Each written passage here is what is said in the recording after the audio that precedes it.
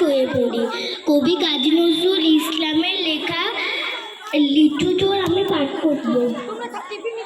বাবুদের তাল পুকুরে, হাবুদের ডাল পুকুরে, সে কি বাস করলে তারা, বলি থাম একটু দাঁড়া।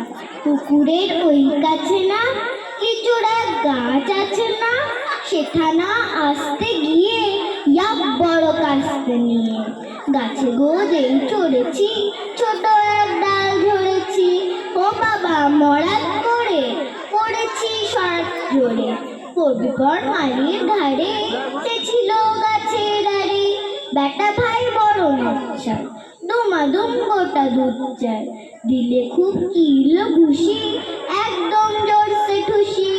আমিও বাগে থাকর, দে হাওয়া চাপিয়ে কাপড়, লাফিয়ে ডিকনু দিয়াল, দেখি এক ভিতরে শিয়াল।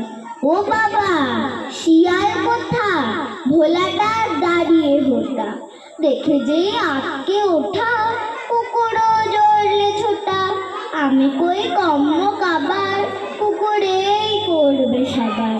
বাবা গো মা গো বলে পাঁচিলের ফকল গলে, ঢুকে গিয়ে গোসদের ঘরে, যেন প্রাণ আসলো ধরে। যাবো ফের কান